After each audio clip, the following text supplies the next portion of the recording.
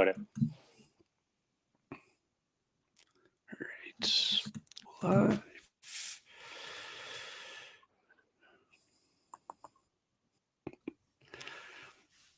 right. Hey there, everyone. Another edition of the Double Digit Hockey Show on ASTV Productions. Thank you so much for joining me on the show. A great one lined up for you again this week. An awesome guest lined up for you as well. This week, we have the host of the Rintoul and Surman Show on the Fan 960 and 650 out of Vancouver on Sportsnet Radio. Scott Rintoul joins me. Scott, thank you so much for joining me in your time today. Yeah, no problem, John. Thanks for having me on, man.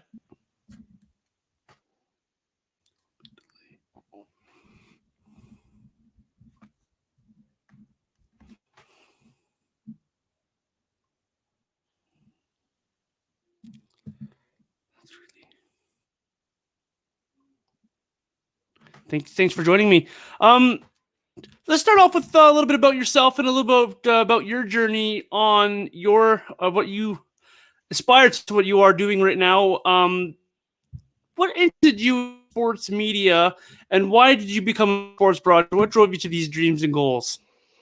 Oh, it's pretty interesting. It was never a dream. It was never a goal, quite frankly. I was like a lot of Canadian kids growing up, just playing a lot of different sports, and also like a lot of people who are in their younger days, they don't quite know exactly what they want to do, and that was me. I didn't go to school for anything associated with broadcasting when I was going to UBC. That's where I went after high school, and I was actually a science student, and so I was taking the road to become a doctor. That obviously didn't go where I thought it was going to go. When I was finished doing my undergrad degree, I just kind of floated around a little bit in terms of course load. I knew I wanted to keep playing football. That's something I was doing at UBC at the time, but I didn't really know what I wanted to do. So I took some courses that interested me, and a couple of years later stumbled into some people who happened to be in this industry and asked them how to get into it, and ultimately enrolled in BCIT, and the rest, I suppose, is history. But it's not something that I ever really aspired to. It's something that more found me than I found it.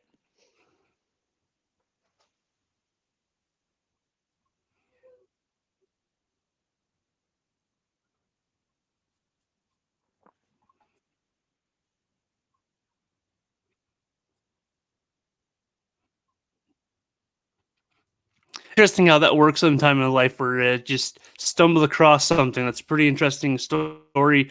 So your show on 650 there was a solo show for a while, but then you made some adjustments here, and you now have a co-host in Karen Surman. I'm not too familiar with her work, but what I've heard from her show, I really enjoyed her. What's it like working with Karen there? And then maybe on the flip side of that, what's it like having all these awesome females joining the field that you call your profession? Yeah, there's a lot to that question, and it's been great working with Karen so far. You know, we've just got this show off the ground, and she joined here in the last couple of months. Karen and I worked together back at 1040, which was a station in Vancouver that was recently kind of gutted on the other side. It was the original sports station in Vancouver, and her and I never did a show together, but we worked at similar times of days, and sometimes we would cross over. So we knew each other, but we didn't know each other in terms of co-hosting together. She's been a welcome addition to the show because she brings such a different perspective. Karen's super studious. She knows her sports really well. Like a lot of people in this business, she has a background where she played a lot of sports growing up, so she's interested in a lot of diverse sports, and she's made her way west from Manitoba. She grew up in Winnipeg. She's worked in Alberta. She's worked in Victoria, and the last number of years she's been in Vancouver. So having her on has been great and given a younger perspective because she's a lot younger, different generation than me, and obviously a fresh set of eyes, a fresh voice as well, and somebody who's really knowledgeable. As for the number of female guests that we've been able to bring on and the number of female sportscasters that are coming in general, I mean, it's high time. And for me, it's great to get a different voice always. It doesn't matter male, female, no matter what. But the fact that we are seeing more women get into the industry opens things up for a new segment of the audience as well, and a new way to connect, and a perspective that a lot of people in this industry probably don't have. And this should have happened a long time ago. I'm glad that it's happening more now. And if we can help on my show facilitate the opportunity for more voices that haven't been heard over the years, whatever that minority voice happens to be. We want to do that, and females are a big part of that.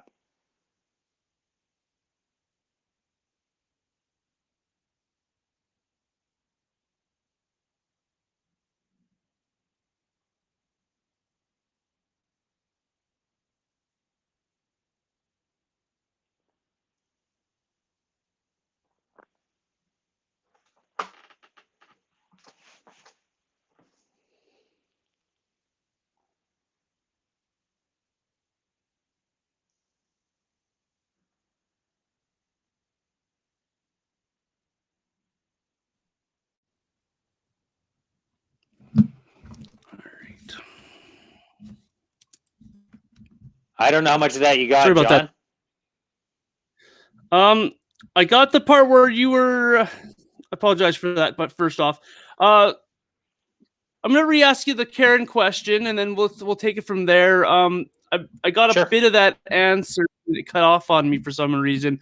I'm gonna blame that on my Wi-Fi on my end. I apologize for that. Okay. I really do, Scott. I'm gonna write down this timer so I can edit that out for us. Okay. All right, so your show there on 650 in Vancouver, there was a solo show. You recently added a host in Karen Surman. Not too familiarized with her work, but what's it like working with Karen? And then a little bit more on maybe what it's like seeing all these awesome females joining your profession, and how awesome they filled that role in your eyes. Yeah, well, we'll start with Karen, as you asked about that first. It's been great to have Karen on the show. And Karen and I go back a number of years in terms of working together, but we've never done a show together. We used to work at the other sports station in Vancouver, the original one, which was at 1040. And we worked at some similar times of days, and every once in a while would interact on the air. But for the most part, it was more of an off-air familiarity, but not the same kind of one that you have in a partnership. And Karen brings a fresh perspective. She brings a fresh set of eyes, and she brings a voice that speaks to a different segment of our audience. And I know that for the majority of sports radio's existence, people have thought, oh, okay, it's all men listening. It's not. It's not all men, and it's naive to think it is all men. And if you can gear to a wider range of people, to me, that helps. It brings in different voices, not only on the on-air side, but from your listenership as well, and a different way to connect with your audience. You know, Karen knows a lot about a lot of sports. Man, there's a bunch of sports she knows more about than I do, and she grew up playing sports just like I did, and they may be different, but she's worked her way across Western Canada. She brings in a different voice that has seen a lot of different things. I appreciate the freshness. I appreciate a younger voice on the show as well. Karen's certainly younger than I am. And then the part that you talked about with the female broadcasters coming in and more female voices being added and female faces coming on the air, it's long overdue, quite frankly. And the misnomer to me for a long time has been, wow, there aren't a lot of women who want to be in the business. Oh, there have always been a lot of women who want to be in the business, but there have been roadblocks along the way. I'm glad that these avenues are being opened up. And if we can, on our show, provide more of a platform to get those voices and to get those faces out there, voices that haven't been heard for far too long, we're more than happy to do that. We're excited to do that because, as we always say on our show, and I think this holds true in any walk of life, everybody has an opinion, and no opinion is more or less valid than the other. We encourage people who disagree with us, and it doesn't matter where you come from or what your perspective is, we want to hear it. I like that. I like that debate aspect of your show as well. I enjoy to the show there and what you guys are doing there, and I appreciate it being on both sides of the Rocky Mountains. It's a good show. If you are in the areas, check out the Scott Rintoul Show on both of those Sportsnet networks. Let's move on a little bit here. I wanted to ask you a little bit about Team Canada. I'm not sure how much of that World Championships you were able to catch. A lot of those early game times were a little early for me being in Alberta, and I imagine for you out in BC as well. But what did you make of Canada coming back from being down that 0-3 start to the tournament? They come back to win it. And then, of course, a great tournament by Andrew Mangiapane. Yeah, it feels like the puzzle was there, and then it just was completed with one piece, and that piece was Andrew Mangiapane. Man, he shows up, and Canada went on such a run. Early in the tournament, you could tell that they didn't really have much of a bond, a bunch of players who hadn't played together. Such a wide span of ages on this team with some players who haven't even been drafted yet in the National Hockey League, other players who are drafted but have never played, and then guys at the other end of the spectrum like Adam Henrique playing for the Anaheim Mighty Ducks, not old in terms of Joe Thorntons of the world, but felt old on this roster. Boy, Mangiapane, he just completed the puzzle. He was so dynamic in this tournament, and good for him, because this isn't a guy who's been afforded a lot of first-line minutes in the National Hockey League, but on this team, that's what he was, and he was a perfect complement. He's a dynamic player. Everybody knows how hard he plays as well. He fit right in. He gave them a spark when they needed. And how many times have we seen this in World Championship events in the past? And it hasn't always been with Canada. You get on a roll at the right time, that's really what matters, man. They barely qualified to get into the elimination stage, and the next thing you knew, they just couldn't lose. Guys like Troy Stecher are pulling out a move that we didn't even think he had in his toolkit. It was a really fun team.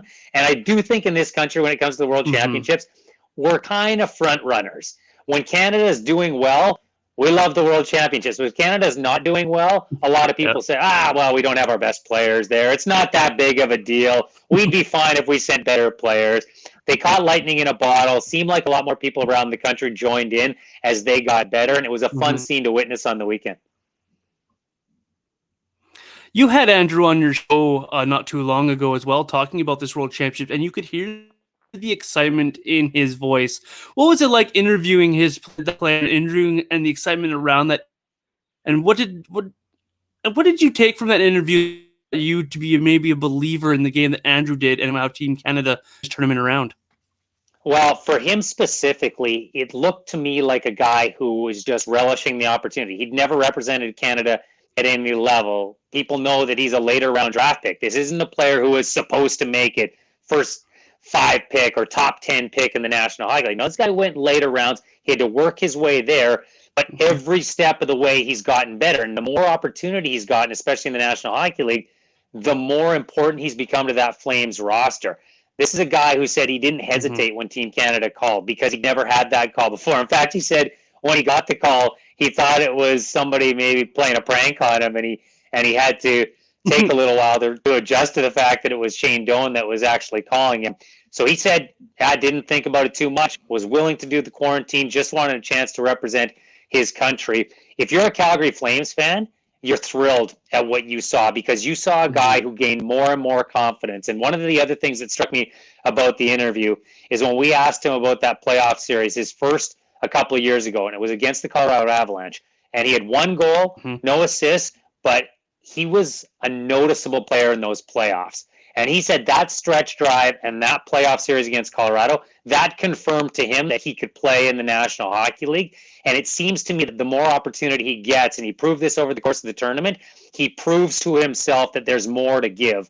And it feels right now like he's part of the core moving forward in Calgary. And there aren't a lot of players you can say that about all of a sudden, because we all know that everything seems to be on the table for the Calgary Flames this summer.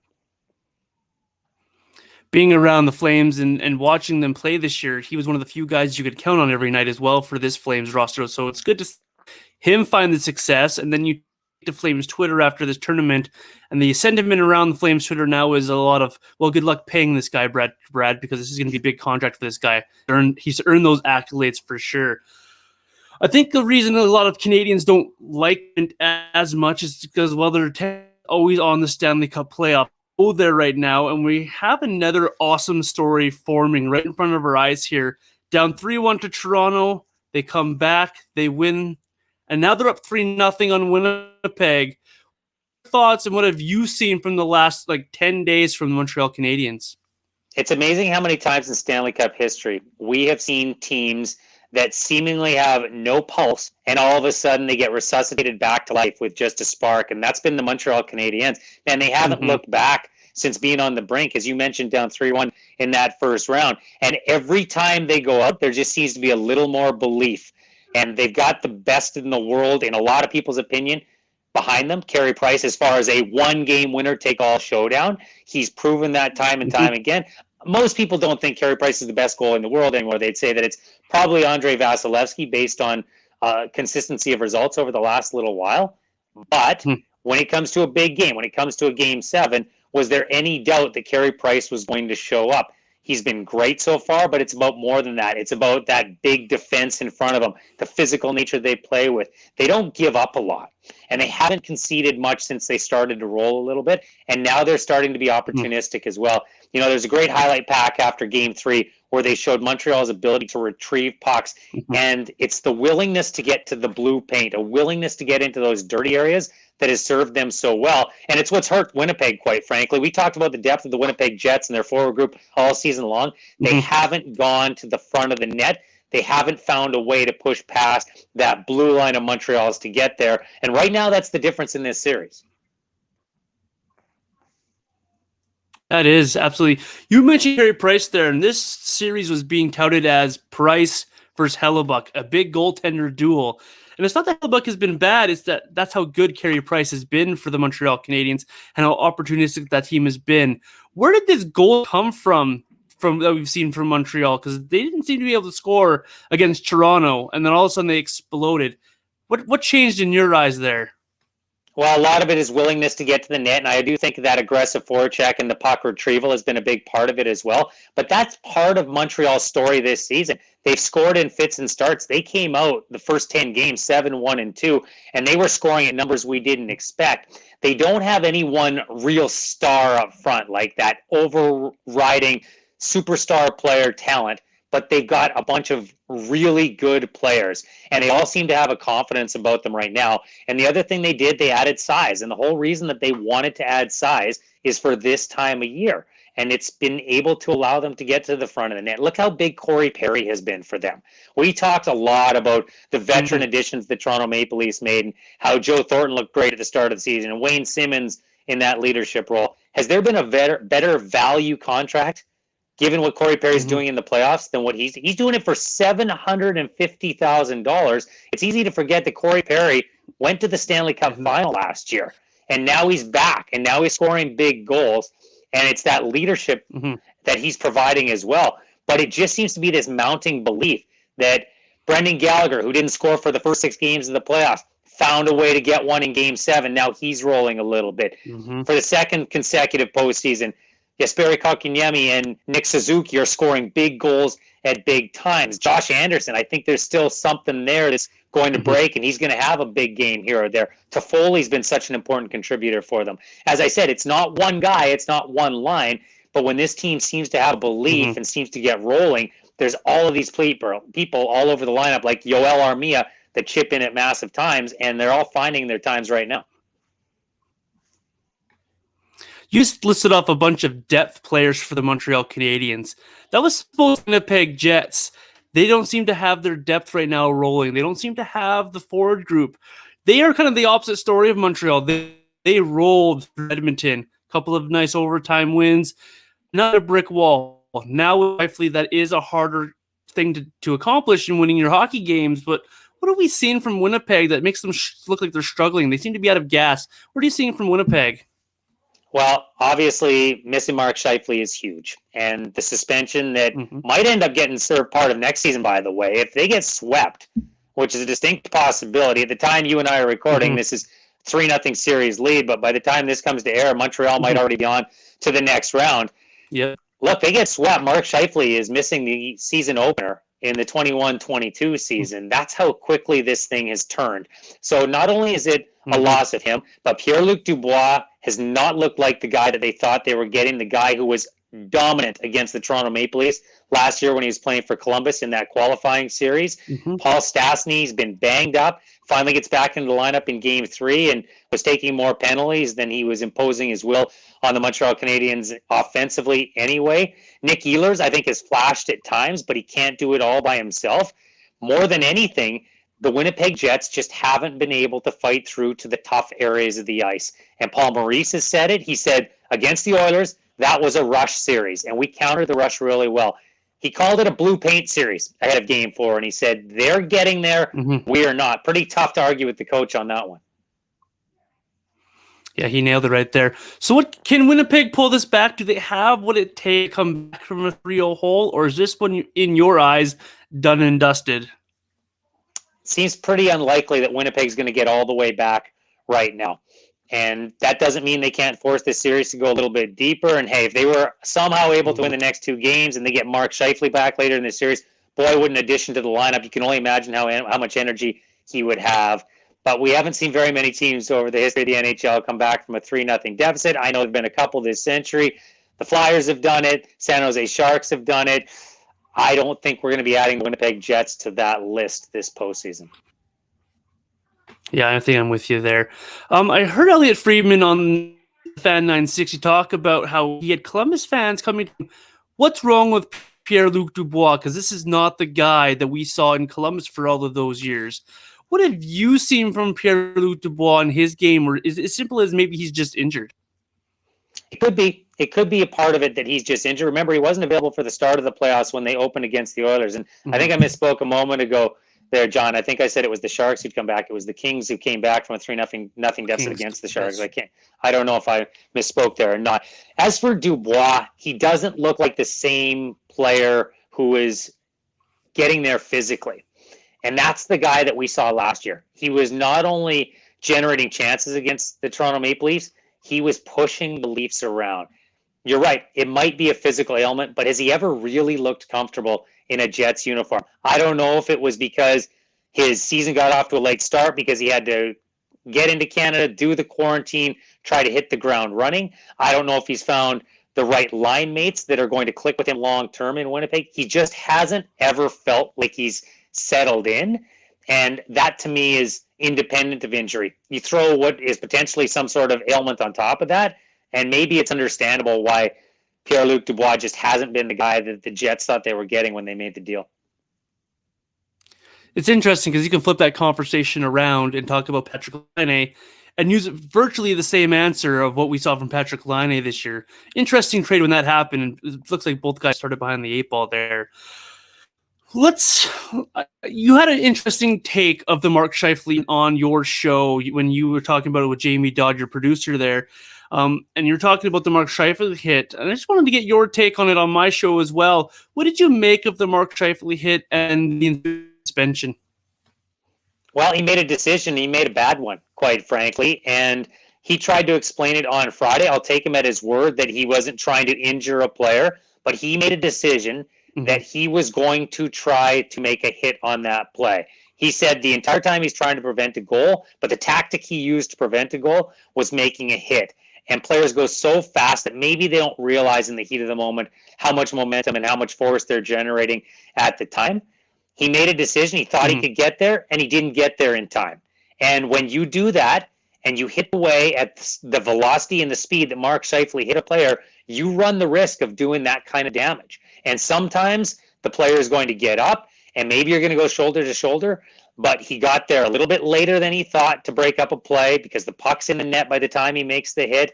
He goes in and hits head. When you hit high, you have an opportunity that you might hit somebody in the head. He did that as well. I don't have a problem with suspension. I don't think it's a dirty player. I think, in fact, it's a clean player who plays hard, who had a bad play happen as the result of his decision. And anybody who attacked this guy online or said he's a bad person, man, we got to separate the action from the person. I don't understand how more people can't figure that out. But this is a player who was playing hard, made a bad decision, and I heard a guy who is accountable for his actions. He disagrees with what the league is doing. He disagrees with the punishment that is handed out. But I didn't hear a guy who said, they don't know what they're doing. I've got to appeal this. I can't believe I've been done like this. No, he said, okay, I'm going to accept it. I've been a distraction. I'm going to have to move on. Hopefully we can get back in this series. He expressed it even more confidently than that. He said that he believed he had a team around him that was going to find a way to compete in this series. Unfortunately for him and for the Jets, that hasn't happened yet. I love the wording you used there, and that's why I wanted to get your take on it on the show here, was he made a decision. It was not a dirty player going out and just doing whatever a dirty player does. It was a bad decision made by a good hockey in the heat of the moment. And I like how he took a little bit of the blame for it afterwards and took his suspension. We'll move on from that conversation because that can get a lot of people heated, and I agree with you there. If you're going after him or his family based on that, I don't have time for that. I'm right with you there on that one. Let's quickly go around these other series before we run out of time here. What have you made of these other series? We'll start with the Tampa Bay Carolina series. has been a back and forth, a big heated affair, very fast-paced hockey. Tampa finds themselves up 3-1. Are they the team to beat now for you in the playoffs, or does Carolina have a chance here to still to come back? Well, Carolina has a chance because they are still a very fast, exciting, offense-generating team.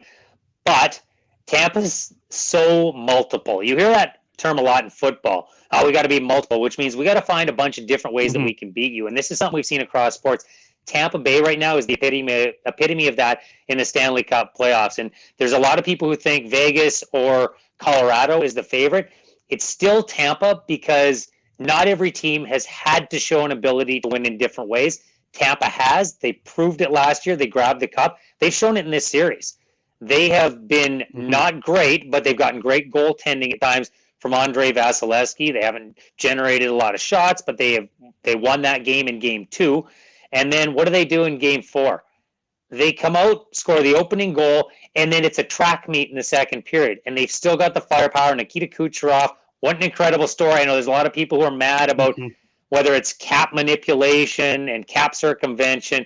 Hey, all they're doing is what other teams have done. They just extended it. A lot of teams have kept players out. We saw teams this year keep players out so that they could keep their finances in check. They took the risk that Nikita Kucherov might be back for the playoffs. He did an incredible job of rehabbing, and he has to try to hit the ground running. You know, we're talking about guys like Pierre-Luc Dubois, and he started the playoffs injured. Is he going to be able to get up to speed? Kucherov hadn't played a game this year. This guy comes in, and he has been dominant at times, and it hasn't just been this little bump where, okay, you had all this energy coming in, but now it's caught up with you. You don't have the cardio to sustain it. His stamina has been incredible. He's been great from the jump. Tampa Bay, yeah, it's the team to beat because they're the champs. They can win in multiple ways. And until Carolina, the Islanders, or Boston, whoever comes out of that series, or maybe somebody in the Stanley Cup final proves that Tampa Bay is done, it's the team to beat. It's incredible what Tampa Bay did with their cap there, and I have no problems with it because they just followed the rules that were laid in front of them. It's a very incredible team to watch there. I still don't think they get enough credit for the job they do and how fun they are to watch. Now they're going to play, if they can get through here, they're going to play the winner of that Bruins and Islanders series. That is an incredible back and forth series. I think it's the series that not getting as many eyeballs as the other series are. And I don't know why, because this is an incredible series. This is two really resilient hockey teams going head-to-head.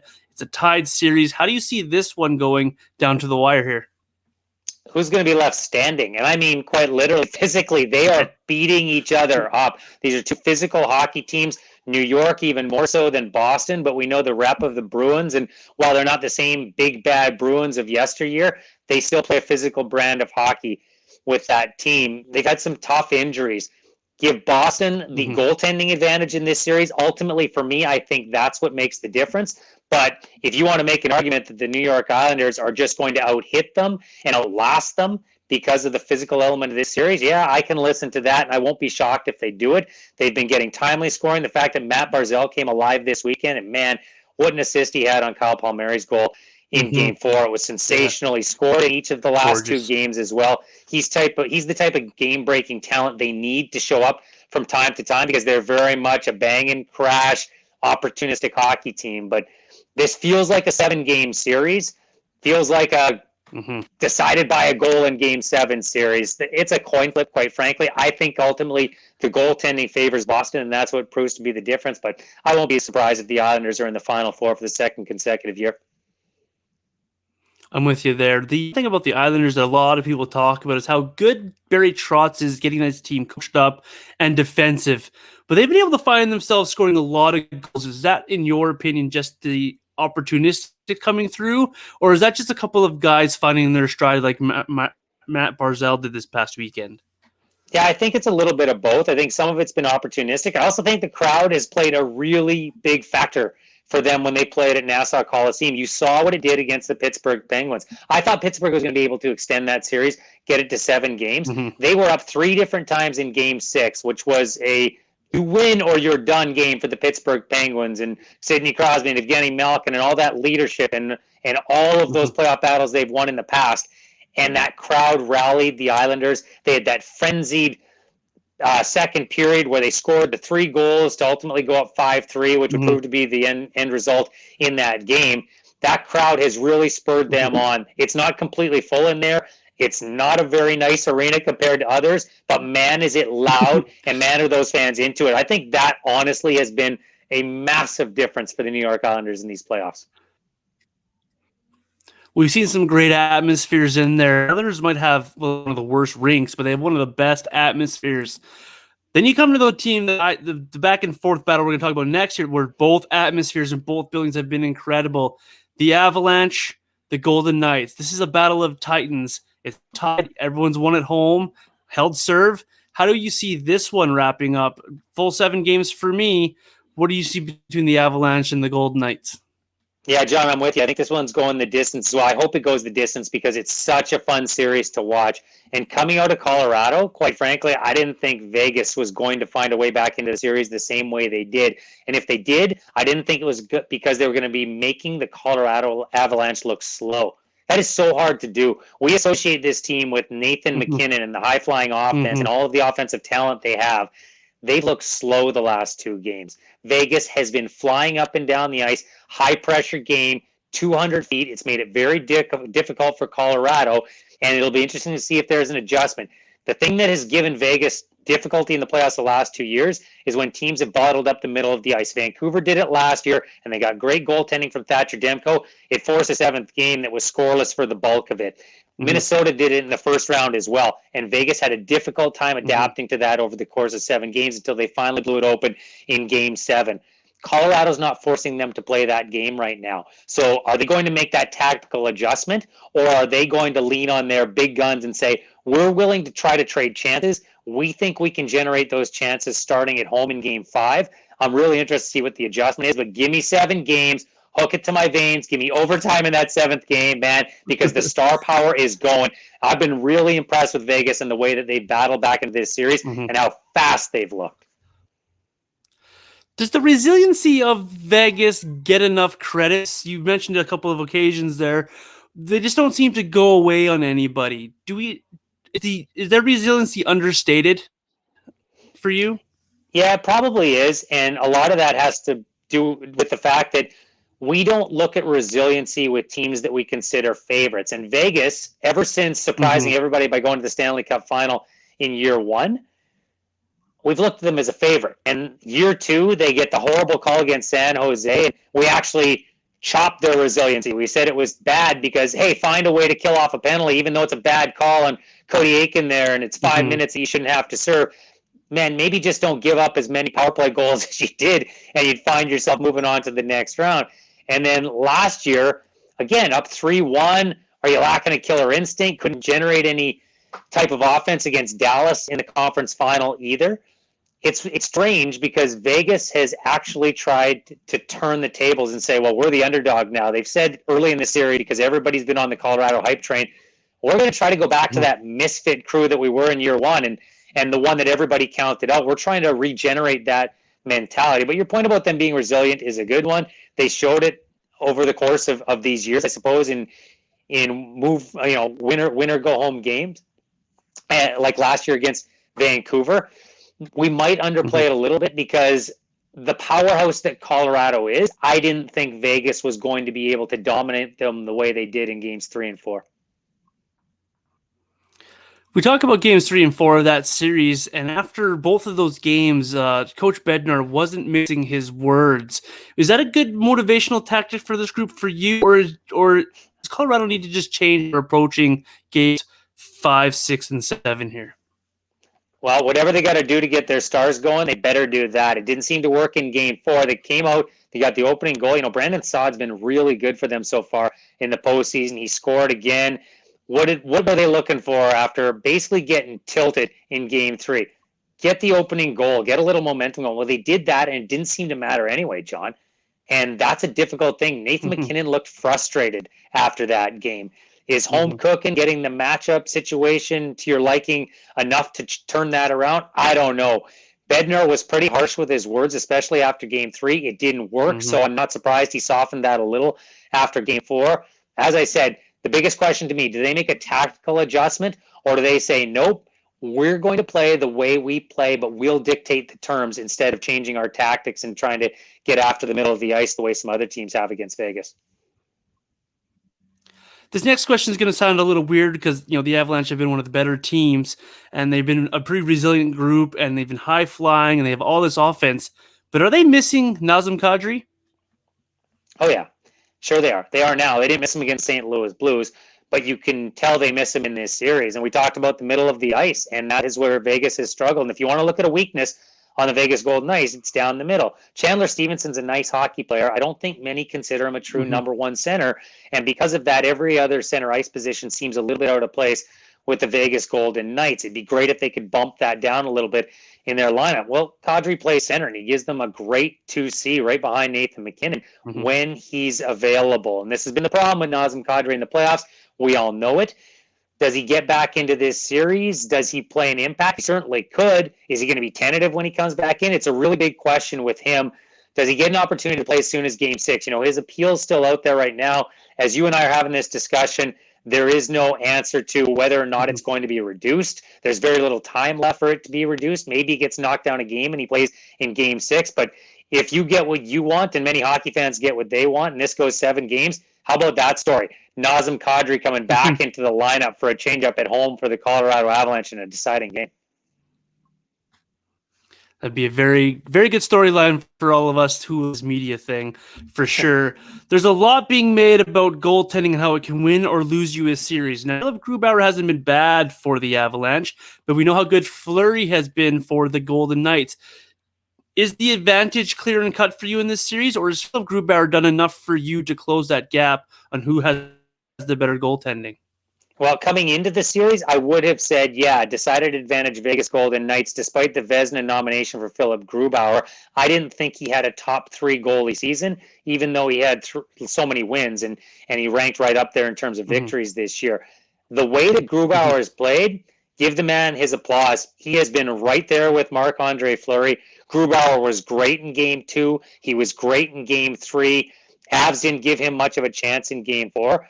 He's more than held up his end of the bargain. That hasn't been the reason that Vegas has made its way back into this series. On reputation, on overall year, it's Marc-Andre Fleury. But in this series, Grubauer has been right there with the flower. I cannot wait for Game 5 of that series. He has been the most intriguing of this second round. Let's move on from the playoffs a little bit. I wanted to ask you before I let you go here, as we're up against time, but I wanted to get your thoughts on the draft lottery and the results there. And what does Buffalo do for you? Is this a keep 'em pick? Is this a trade 'em pick amidst all of the Jack Eichel rumors? And then how excited are you that Seattle gets pick number 2? And then the third question is how excited are you for you that Seattle's even joining the league, and how good of a rivalry that's going to be with Vancouver? Okay, let's deal with the draft first. Now, Buffalo has to keep this pick unless they get offered some sort of package that sees them move down the board just a little. It doesn't seem like the year that would happen. We rarely see big moves at the NHL draft in terms of top 10 picks anyway. So Buffalo's keeping this pick. Are you going offense or are you going defense? That would seem to be the only decision. A lot of people have Owen Power, just played for Team Canada at the World Championships, going first overall. Seems like a pretty safe pick, big, versatile defender coming out of the University of Michigan. As for Seattle, I like the story. I was kind of hoping, just to see what reaction hockey would have, I kind of hoped Seattle would move all the way up the board once it got down to the fact that you knew it was either going to be Buffalo or Seattle. So Seattle moving up to number 2, it's a good story, but they would have been a good story picking at number 3. And it's because Seattle coming into this league is good for so many reasons. It's a great sports city. For those who haven't had a chance to go down, whether you're a baseball fan, now a hockey fan, football fan, you name it, it is a fantastic sports city. Hopefully we get the NBA back there one day. I've had the good fortune of going to basketball down in the Emerald City as well. It's going to give Vancouver a geographical rival for the first time, a true geographical rival for the first time. And it's such an easy trip down the I-5 for fans in Vancouver and for those Kraken fans who want to come up. I just love the way they built their organization. I really hope it's going to work. It's the most diverse organization in hockey. It's not even close. They have so many different types of people from different backgrounds, different races, different genders that we just haven't seen in the National Hockey League. They've combined that all. They said it was going to be their mandate. They've lived up to that as well. I'm excited for a lot of reasons for the Seattle Kraken. I think it's going to work famously down in Seattle.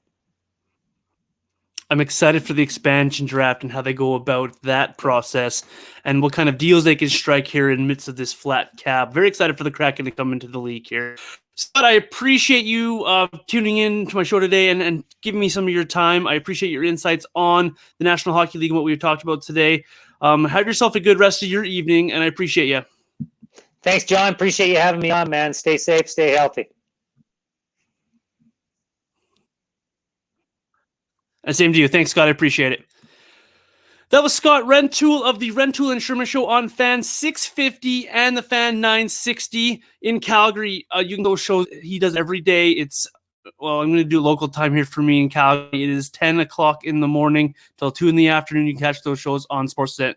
Thank you so much for joining me here on the Double Digit Hockey Show. We will catch you guys next Thursday, 6 p.m. Mountain Time on ASTV Productions.